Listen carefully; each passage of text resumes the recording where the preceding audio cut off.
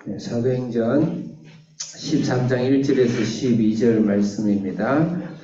사도행전 13장은 이제 우리가 일명 사도 바울의 1차 선교, 2차 선교, 3차 선교, 마지막 4차는 로마행 이렇게 크게 이제 큰 문단서 구분할 수가 있는데 1차 선교의 이방 선교의 첫 시작이다, 선교 시작이다. 이렇게 이제 보고 있습니다.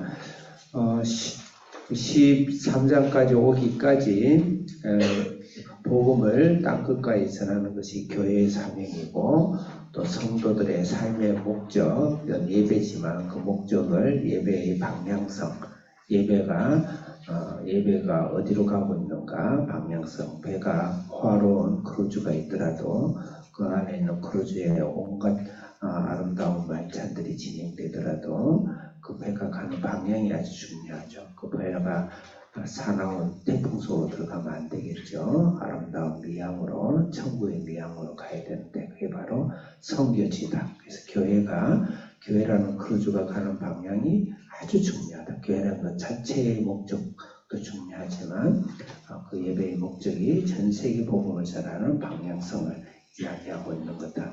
그래서 우리가 개인적으로 삶에 있어서도 내가 알든 모르든지 내가 동의를 했든지 동의를 하지 않았든지 내가 그것을 중요하게 생각했든지 인지를 못했던 간에 우리의 사명은 모든 족속에게 내 이웃에게 복음을 전하고 그들을 구원케 하는 것이 우리 그리스도의 삶으로서 산다. 그래서 내가 때로는 나도 모르게 이끌려갈 수도 있고 내가 오히려 앞장설 수도 있고 그것의 차이는 있을 수 있습니다. 10장은 그 아주 중요한 계기인데 바로 보자기에 더러운 것을 레위기 12장에 쓸데 먹지 말라라는 희귀한 생명체를 먹게 하죠. 그래서 바로 이방에게 복음을 전하라는 하나님의 사도들의 변화를 준 것이죠. 그게 아주 큰 사건이죠. 11장에 가면 이제 예루살렘에서 난리가 난 거예요. 사도 바울이 그런 사람을 만나가지고 이방인을 가가지고 식사도 하고 거기서 어마어마한 일을 한 거에 대해서 이제 베드로가 문책을 당하게 됐어요. 그때 베드로는 수장이었죠. 그래서 전체에서 해명을 합니다. 해명을 하고 증거를 이야기하고 성령 세례를 주신 것을 이야기를 해서 11장은 공인을 받는 것이죠. 예루살렘 교회가 드디어 모든 족속에 이방인에게도 복음을 전하는 하나님의 말씀을 예수님 말씀에 순종하고 공인한 절차가 11장에 나오는 거예요. 그리고 그것을 덧붙여서 바로 나오는 게 바나바와 바울의 이야기가 나와요. 바나바를 보내가지고 안디옥 교회를 설립을 하는 거죠. 약간 아쉬운 것은 사도들이나 집사들이나 핵심 세력들이 내려와서 선교라고 교회를 세워야 되는데 바나바도 훌륭한 사람이지만 핵심 세력이 아니었었어요. 히브리파 유대인이 아니고 바나바는 헬라파 유대인이었습니다. 근데 오늘 그들을 보내는 것이죠. 아마 하나님께서 그것을 아마 뭘 하신 것 같아요. 그래서 12장에서 다시 대대적인 숙청이 일어나죠. 그 안디옥에 예수님, 요한, 그 다음에 야고보, 베드로, 그 삼총사가 예수님의 가장 큰 수제자였는데 그 중에 야고보를 순교를 시킵니다. 그리고 수제자였던 베드로를 감옥에 해서 바로 죽이려고 했다가 절기 6월 절기 때문에 마치고 죽여야 된다 해서 기다리고 있는 중에 베드로가 천사의 도움을 통해서 추록을 하게 되죠. 그 사건이 일어나요. 다시 말해서 어마어마한 핍박들이 일어나. 예전에는 스데반을 죽었지만 이제 아예 교회의 핵심 수장들을 죽이는 어마어마한 핍박이 일어나죠.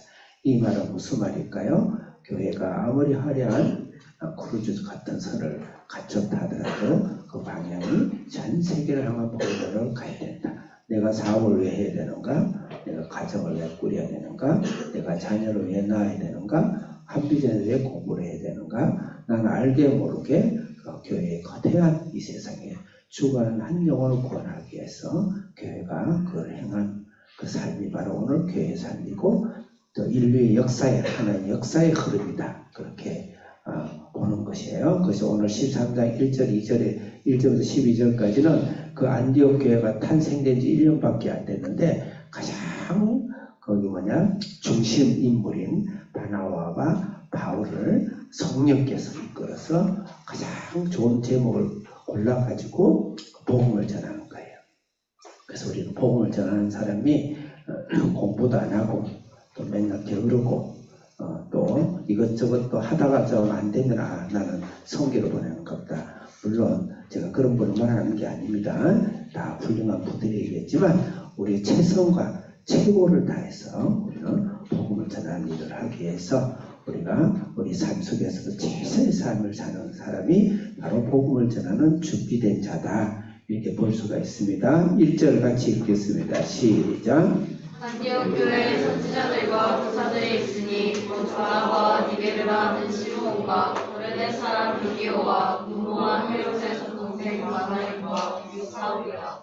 어떤 일인지 이 12장에서는 베드로가 순교 직전에 있고 그 교회의 대표였던 야고보가 순교를 당합니다. 그럼에도 불구하고 그들이 내려와서 이 교회를 복음을 전하는 것이 아니고 그 때문에 예수님께서 필박을 하나님 성령께서 주시는데도 깨닫지를 못하고, 제가 표현이 좀 너무 조금 치우친 표현이긴 하지만 깨닫지를 못했는데, 이번에 보내는 자는 그 당시 예루살렘 교회에 있어 봤을 때는 적자가 아니고 서자를 보내는 거예요. 그러니까 메이저가 아니고 마이너를 보내는 거예요. 교회 입장에서 그래. 그래서 성령 입장에서는 메이저지만 사람들 교회 입장에서 그렇다는 거죠. 집사를 세웠고 사도를 세웠는데 그 사람도 아무도 내려오지 않고 선지자와 교사들만 내려왔어요. 내려왔는데 그 구성 멤버를 보면 바나바는 키프로스가 고향인 헬라파 유대인이에요. 반만 유대인인 거예요. 니게르는 니그로라는 단어죠. 흑인입니다. 흑인을 인종차별을 하는 건 아니지만 그때는 더더욱이 그런 부분들에 차별이 있었겠죠. 종의 문화가 그대로 살아있었으니까. 그런 사람 시몬, 그런 구레네는 구레네 시몬, 예수님 십자가를 억지로 다시 싣는 이 구레네도 북아프리카이기 때문에 아마 검은색의 인종이 아니었겠는가 이 생각을 해요. 어쨌든 예루살렘 중심 사람 아니죠. 그다음 분봉아 헤롯 젖동생이라는 것은 어릴 때 친구고 가까운 친척이다 이런 의미입니다. 분봉아 헤롯이 누굽니까? 지금 베드로를 죽이려고 그러고 그 다음에 야고보를 죽이고 하는 그 계통이거든요. 지금 설명상 다 족보를 이야기할 수 없지만, 근데 이 분봉아 헤롯이 유대인의 왕인데 여기는 이방인이에요. 이방인. 정치를 잘 해가지고 로마에 살살 잘 빌어가지고 유대인이 왕이 종족이 아닌데도 유대인이 왕을 하고 있는 거예요. 그러니까 완전 유대인이 아니죠. 그 다음에 바울이죠. 사실 바울도 헬라파 히브리인이에요. 아버지가 로마인입니다. 그래서 남에서부터 시민권자를 갖고 있어요. 로마에. 그러니까 예루살렘 교회 입장에서는 예루살렘 교회에서는 A급이 아니고 예루살렘 교회 입장에 B급을 보낸 것 같이 보여요. 그렇지만 성령께서는 이들을 B급 같지만 이들을 통해서 하나님이 일을 하신다. 오늘날 교회 역사에서 교회의 정통성을 봤을 때 선교를 거의 하지 않았습니다.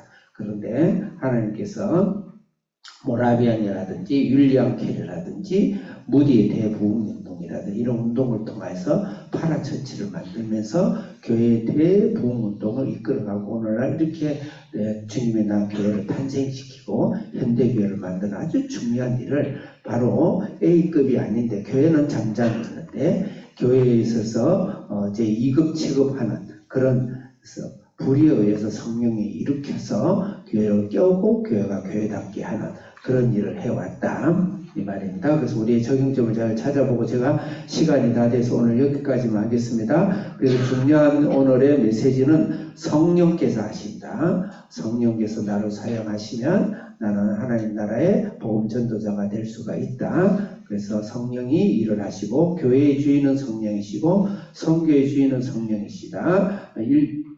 4절에 보면 성령의 두 사람을 준비해서 보내셨다고 그랬습니다. 그래서 우리의 삶은 성령이 이끌려서 삶을 살아야 되고, 교회도 성령이 주인이 되어야 되고, 여러분 삶도 성령이 주인이 되어야 되고, 그리고 우리는 복음을 위해서 바나바와 바울처럼 항상 준비되어지고 최고의 레벨을 가지고 직장과 사업과 또 학업을 하는 삶을 사는 그런 사람이 돼서 하나님의 훌륭한 복음 전도자의 삶으로서 이 땅의 가정과 여러분의 가정과 집과 자녀와 또 학업을 이루는 그런 사람이 되고, 우리 한비전 자녀들은 전 세계에 나가서 이 바나바와 바울 같은 제자가 되기를 바라겠습니다. 기도하겠습니다. 살아계신 하나님 아버지 감사합니다. 성령께서 이렇게 간절하게 우리 삶의 목적이 무엇이고 우리 삶의 목표가 무엇이고 우리 삶이 무엇인지 가르쳐주는 것을 감사합니다. 그동안 내가 깨달아 알지 못했지만 하나님의 은혜로 우리가 이 복음이 어마어마한 천국의 이 아버지 하나님 유람선을 끌고 전 세계 죽어가는 영혼들을 위하여서 구원하는 일을 하게 하심을 감사합니다. 오늘 이 사도행 13장을 통해서 우리가 깨달아 알아서 우리가 더욱 삶에 열심히 살고 가정에 열심히 살고 자녀를 열심히 잘 키우고 직장과 사업을 열심히 하고 학업을 열심히 해서 바나바와 바울 같은 하나님의 성령이 이끌려서 수없는 영혼을 구원케 하는 하나님의 큰 천국의 크루즈배가 될 수 있는 그런 삶을 살 수 있도록 오늘도 축복하여 주시옵소서. 예수님의 이름으로 기도합니다. 아멘.